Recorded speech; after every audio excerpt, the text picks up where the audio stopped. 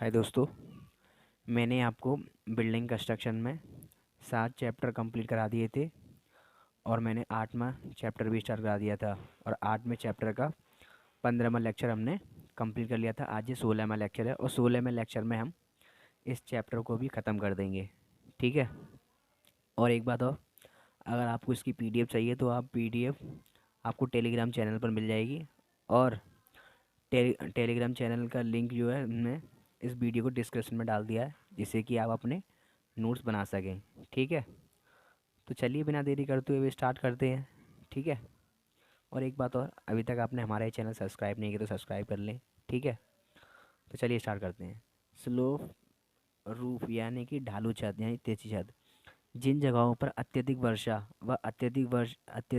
व बर्फबारी की संभावना होती है तो उन जगहों पर ढालू छतों का प्रयोग किया जाता है। इन छतों का प्रयोग भूकंप प्रभावित क्षेत्रों में भी किया जाता है। अत्यधिक चौड़े पार्ट के लिए प्रयोग किया जाता है। यह छत सीलन से मुक्त होती हैं।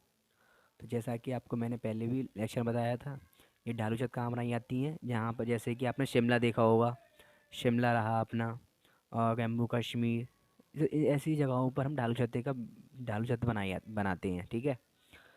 ठीक है। अब देखते हैं दूसरा, ढालू छतों में प्रयोग किए जाने वाले शब्द। ये बहुत ज़्यादा इंपॉर्टेंट है एग्ज़ाम पॉइंट ऑफ व्यू से। ठीक है। ढालू छत बनाने के लिए जीआई सीट को अपनी जगह पर स्थापित करने के लिए एक त्रिभुज के आकार की संरचना बनाई जाती है, जिसे हम रूफ ट्रस कहते हैं। ठीक है।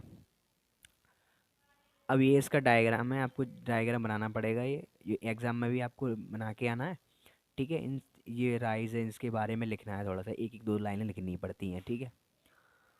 और देखिए, ये अपना रिज हो गया, ये राइज हो गया, स्लोप हो गया, ये purlin GI seat rafter purlin, और ये क्या है अपना कॉर्ड हो गया यानी कि एंगल स्पैन और टाई बीम जो है।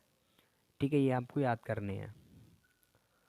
अब स्पैन या स्पैन बोल सकते हैं, स्पान भी बोल सकते हैं। पार्ट यानी दो दीवारें या स्तंभों के बीच की क्षैतिज दूरी को स्पान या पार्ट कहते हैं, जो ये वाली दूरी।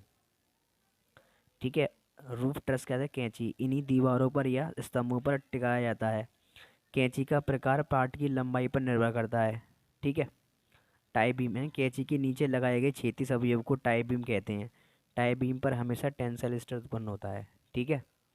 तो चलिए आगे देखते हैं अब।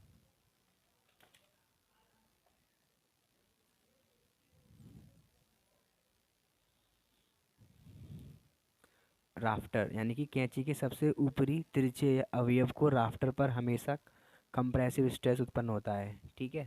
ऊपर लगाते हैं वो, उस पर क्या होता है, कंप्रेसिव स्ट्रेस उत्पन्न होता है। परलिन को राफ्टर पर जोड़ा जाता है।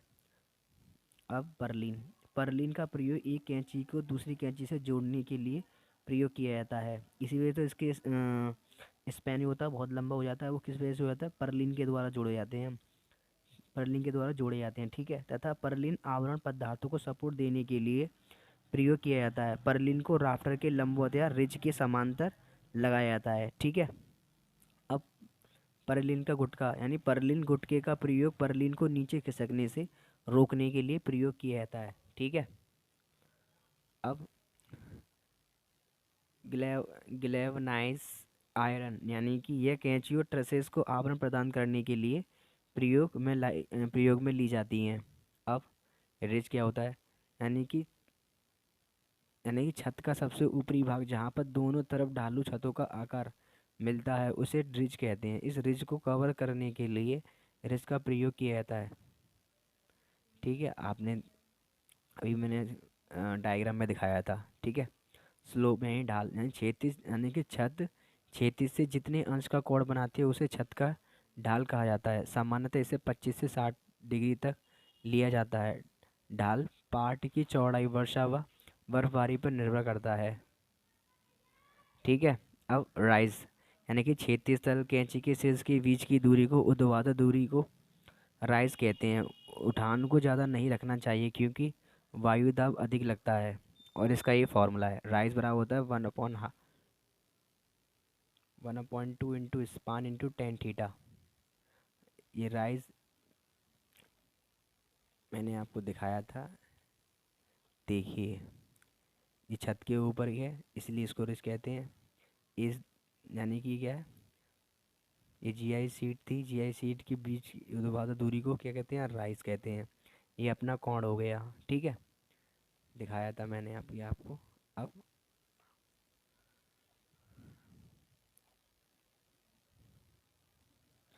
ठीक है,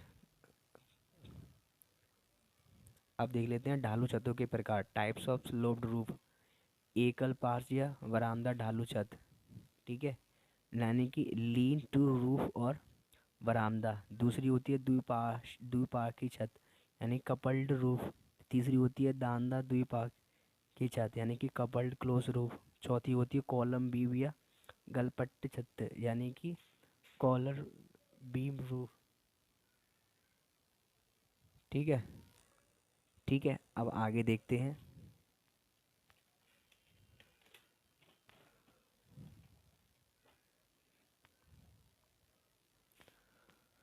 और ये रही अपनी, ये मध्यथुनी छत या कैंची या किंग पोस्ट, यानी किंग पोस्टर्स, यानी कि ये किंग, यानी कि एग्जाम में आपके किंग पोस्ट से भी आ सकती है, ये मध्यथुनी छत कैंची से भी आ सकती है, यानी कि इस टर्म में लिख के आ सकती है। ठीक है, पार्श्वथुनी या क्वीन पोस्ट, ये क्वीन पोस्ट बन के क्वीन पोस्ट लिखी आ सकती है एग्जाम में, या पार्श्वथुनी। ये दोनों ही इंपॉर्टेंट है। अगर आप एग्जाम पॉइंट ऑफ व्यू से देखोगे तो ये दोनों ही इंपॉर्टेंट है, क्योंकि ये प्रीवियस ईयर से बार बार रिपीट हो रही हैं। तो आपको ये याद करनी पड़ेंगी, क्योंकि ये बहुत ज़्यादा इंपॉर्टेंट है और 5-5 नंबर की आती हैं। ठीक है, ठीक है, आप देखते हैं साथ में उत्तर प्रकाशी या छत कैंची, यानी कि नॉर्थ लाइट रूफ ट्रस, विशेष कैंची यानी कि स्पेशल ट्रसेस। ठीक है, मध्यथुनी कैंची या किंग पोस्टर, यानी किंग पोस्टर्स या रूफ, यह तानदार द्विपाखी छत का परिवर्तन रूप होती है ये। ठीक है, ये 9 से 10 मीटर तक के पार्ट के लिए उचित है। पार्ट के बढ़ाने से राफ्ट एवं तान में लचक आने लगती है। इस लचक से बचने के लिए इसके मध्य एक ऊर्ध्वाधर अवयव लगा दिया जाता है। यह ऊर्ध्वाधर अवयव यानी कि घटक ही किंग पोस्ट कहलाता है। देखिए आप इसको चित्र की देखिए, ये बहुत ज़्यादा इंपॉर्टेंट है चित्र। केवल आपको चित्र बनाना है और इसके नाम लिखने हैं, केवल इनके बारे में कुछ नहीं लिखना है। ठीक है, तो ये जो होता है ये अपना होता है किंग पोस्ट। ठीक है, अब ये राफ्टर हो गया, परलिन हो गई, पहले की तरह ये हो गया, ये रिज हो गया, ये रिज बोर्ड यानी कि शटिंग, कॉमन राफ्टर, गटर। ठीक है, किंग पोस्ट, टाई बीम, अपना वॉल हो गई। ये आपको चित्र बनाना है और को 2-3 बार लिखना है कॉपी पर, जिससे कि आपको याद हो जाए। ठीक है, याद यानी कि आप याद करके लिख सको वहाँ में। ठीक है, अगर नंबर चाहिए तो अच्छे। यानी कि पार्स धुनी या क्वीन पोस्ट छत, यानी क्वीन पोस्ट रूफ, यानी कि यह 13 पार्ट तक हो सकती है, या इससे लेकिन इसे 15 पार्ट तक पार्ट कर सकते हैं। यानी कि वैसे तो 13 तक बांट सकते हैं, लेकिन अगर ज़्यादा से ज़्यादा करोगे तो 15 पार्ट तक के लिए इसे बांट सकते हैं। मध्यधुनी अपने तान धरन के लंबे लंबा होने के कारण आने वाले भार के कारण झुकने लगती है। इससे बचने के लिए कैंची के बीच में दो ऊर्ध्वाधर अवयव, जिन्हें हम पास धुनी यानी क्वीन पोस्ट कहते हैं, ऊपरी तान धरन को यानी कि स्टर्निंग बीम तथा निचली तान यानी धरन को स्टर्निंग सेल कहा जाता है। इससे पास धुनी कम लचकती है और मुख्य राफ्टर में लचक को समाप्त करने के लिए दोनों भागों में एक एक टेक स्ट्रट लगा देते हैं। ठीक है, अब इसका ये डायग्राम है, देखिए दोस्तों, ये इसका डायग्राम है। अब ये क्या अपना टाई बीम हो गया। ठीक है, ये अपना मुख्य घटक यानी कि सॉरी मुख्य राफ्टर है ये अपना। ठीक है, और ये है अपनी क्वीन पोस्ट, और ये अपनी शटिंग, ये परलिन हो गई अपनी, ये परलिन हो गया, और ये कॉमन राफ्टर हो गया अपना, ये रिज कैप हो गई है, ये रिज बोर्ड हो गया। ठीक है, और लोहे की पट्टी हो गई। अब आपको ये कम से कम ये भी 2-3 बार लिखना यानी कि चित्र बनाना पड़ेगा, जिससे कि आपको याद हो जाए। इसमें केवल इस दोनों में केवल यही फ़र्क है, ये ऐसे बनेगा। ठीक है, अब चित्र बनाओगे तो सीख जाओगे। ठीक है, और ये बनेगा केवल ऐसे। ठीक है, इन दोनों में केवल इतना ही फ़र्क है। आई होप आपको वीडियो अच्छी लगी हो। ठीक है, अगर आपको ये वीडियो अच्छी लगी है तो आप वीडियो को लाइक एंड शेयर भी कर सकते हैं। ठीक है, और ज़्यादा से ज़्यादा शेयर कीजिए अगर आपको वीडियो अच्छी लगती है तो। और मैं आपको फ्री कंटेंट प्रोवाइड करा रहा हूँ जिससे कि आप अपने अ, मैं और भी यानी कि डिप्लोमा से यानी कि सिविल इंजीनियरिंग डिप्लोमा से रिलेटेड सब्जेक्ट के मैं और भी डालूंगा, पीडीएफ फ्री डालूंगा, वो भी आप टेलीग्राम को ज्वाइन कर लें। ठीक है, और हाँ एक बात और, मैंने आपको बेसिक यानी कि जो सिविल इंजीनियर होता है वो बेसिक नॉलेज जो रखता है, जैसे कि अपनी फुटिंग का बीबीएस कैसे डालें, स्लैब का, बीम का, कॉलम का, तो मैंने कुछ बेसिक नॉलेज की वीडियो भी डाल दी है जिससे कि आप इनकी प्लेलिस्ट बना दी है मैंने। ठीक है, तो आप जाकर देख लेना, बहुत ज़्यादा इंपॉर्टेंट है वो, क्योंकि आप कुछ बेसिक चीज़ें भी यानी कि इस कोर्स से थोड़े से हट के भी आपको चीज़ें आनी चाहिए, क्योंकि जब आप डायरेक्ट साइट पर जाओ तो बहुत परेशानी होती है। ठीक है, मैंने बेसिक आप देख लेना प्ले लिस्ट में जाके, क्योंकि आपको बहुत ज़्यादा हेल्प मिलेगी। ठीक है, तो आज के लिए इतने रखते हैं। ठीक है, और ये आपका ये चैप्टर जो है कंप्लीट हो चुका है। ठीक है, अगला जो चैप्टर होगा वो सी डी कक्ष होंगे। ठीक है, तो ठीक है, थैंक यू एंड जय हिंद।